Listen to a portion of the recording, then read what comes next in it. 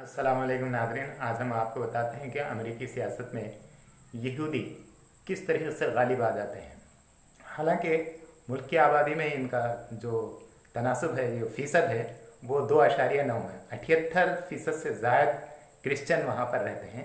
लेकिन जब मुल्क की सियासत की बात आती है तो यहूदी तय करते हैं कि मुल्क की खारिजा पॉलिसी क्या होना चाहिए और कौन सा उम्मीदवार और कौन सी पार्टी को आगे रहना चाहिए, कौन सी पार्टी जीतना चाहिए। चुनाचे होता भी ऐसा ही है कि प्रो इसराइली जो कैंडिडेट होता है ज़्यादातर जीत जाता है और ज़्यादातर जो अमेरिकी सुदूर के जो नुमाइंदे होते हैं या सुदूर के जो उम्मीदवार होते हैं वो अपने तौर पर ये कोशिश करते हैं कि यहूदियों की हिमायत हासिल की जाए।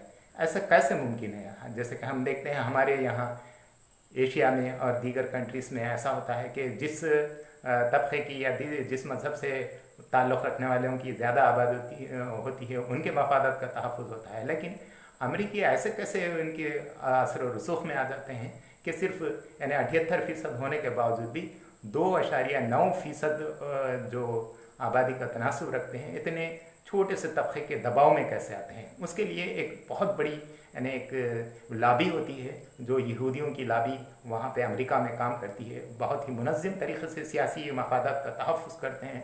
उनका एक ही मकसद होता है कि किस तरीके से ये खारिजा पॉलिसी अमेरिका की मिडिल ईस्ट जो पॉलिसी है वो प्रो इसराइली हो। चुनाचे यही वो चाहते हैं हमेशा कि वो एक ऐसा कैंडिडेट सदारती इंतखाब जीत जाए या ऐसे ज़्यादा से ज़्यादा उम्मीदवार कांग्रेस के जीतें जो प्रो इसराइली हो। बस उनका वही एक एजेंडा होता है।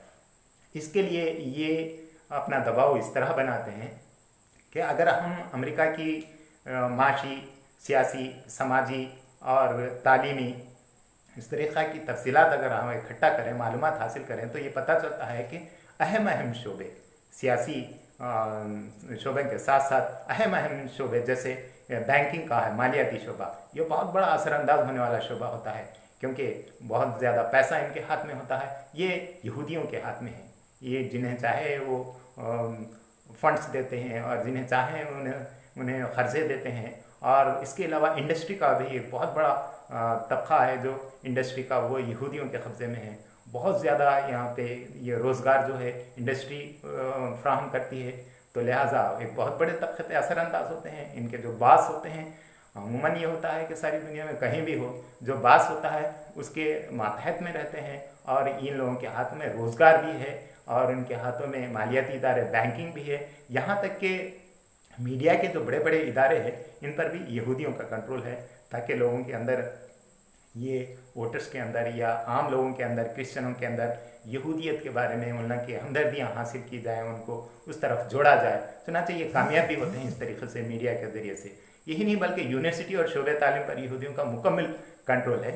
इंडस्ट्री के साथ साथ स्कूल और कॉलेजेस में 1/3 हिस्सा जो टीचर्स और लेक्चरर्स होते हैं वो अमेरिका के अंदर वो यहूदी होते हैं। अब अंदाज़ा लगा सकते हैं कि हम टीचर कितना पावरफुल होता है एक समाज के अंदर, किस तरीके से वो लॉबिंग कर सकता है, किस तरीके से लोगों की ख्यालात को बदल सकता है।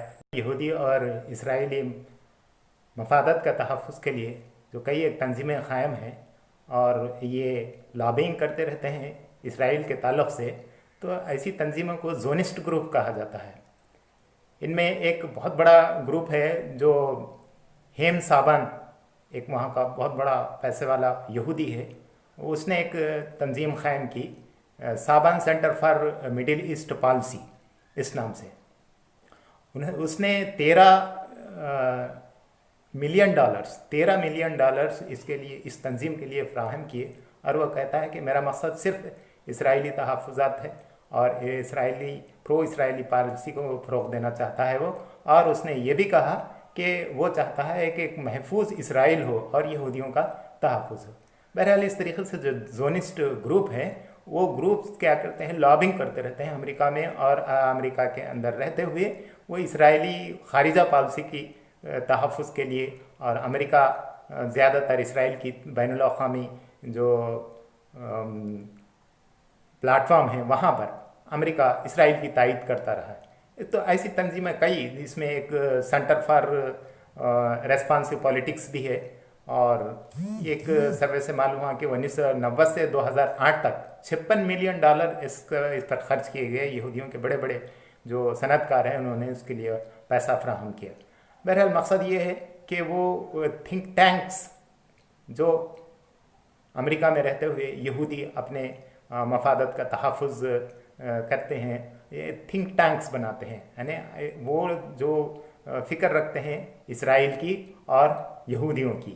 تو ایسی یہودی مفادات کی جو تھنک ٹینکس ہوتے ہیں ان کا سارا جو پیسہ ہوتا ہے وہ یہودی تنظیمیں فراہم کرتے رہتی ہیں.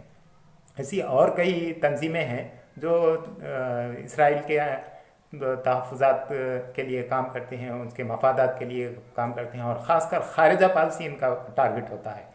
کیونکہ خارجہ پالیسی میں ایک جو بہت بڑا جو ویٹو پاور والا ملک ہے امریکہ، وہ اس کی ضرورت ہوتی ہے اسرائیل کو، کیونکہ وہ ایک غیر قانونی ملک ہے اور یہ فلسطینیوں پہ ظلم ڈھاتا رہتا ہے اور فلسطین پر قبضہ کیے ہوئے ہے. لہٰذا ان کو ایک سپورٹ کی ضرورت ہے، وہ امریکہ کی صورت میں.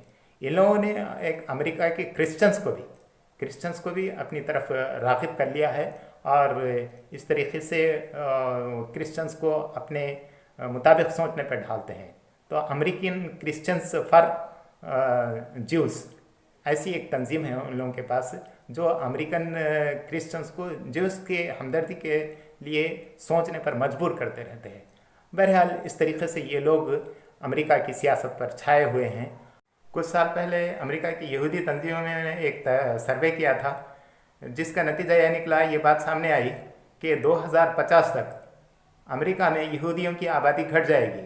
اب جو وہاں پہ یہودیوں کا فیصد آبادی میں یہودیوں کا فیصد جو 2.9 ہے وہ گھٹ کر 2050 تک 1.4 ہو جائے گا، اور موجودہ مسلمانوں کی جو تعداد امریکی آبادی میں ہے وہ 0.9 یعنی 0.9 وہ بڑھ کر 2.1 ہو جائے گی. اس طریقے سے یہودی اقلیت میں آ جائیں گے. اب موجودہ طور پہ وہاں پہ سب سے بڑی اقلیت جو ہے وہ یہودی ہے. اس کے بعد دوسرے نمبر پر جو آتے ہیں وہ بدھسٹ ہے 1.26، اور تیسرے نمبر پر مسلمان آتے ہیں جن کی تعداد 0.9% ہے، اور ہندو ہے 0.6% ہے. اس طریقے سے یہ یہودیوں کو خطرہ پیدا ہو گیا کہ 2050 تک کہیں امریکہ کی سیاست پر مسلمان نہ حاوی ہو جائیں، ایک پریشر گروپ نہ بن جائیں، اور اب زیادہ سے زیادہ لوگ وہاں پر منتقل ہو رہے ہیں پیسے والے. اس طریقے سے وہ لوگوں نے ایک پلاننگ کی. چنانچہ وہ جو پلاننگ ٹرمپ کی پلاننگ ہے وہ یہودیوں کی پلاننگ ہے کہ مسلمانوں کو کس طریقے سے امریکہ آنے سے روکا جائے، ان کی آبادی کو بڑھتی ہوئی آبادی کو گھٹانے کی کوشش کی جائے تاکہ آگے چل کر امریکہ میں یہ ایک پریشر گروپ نہ بن جائے. اس طریقے سے یہ ہمیشہ کچھ نہ کچھ ایک پلاننگ کرتے رہتے ہیں کہ کس طریقے سے یہودیوں کے مفادات کا ساری دنیا میں تحفظ کیا جا سکے.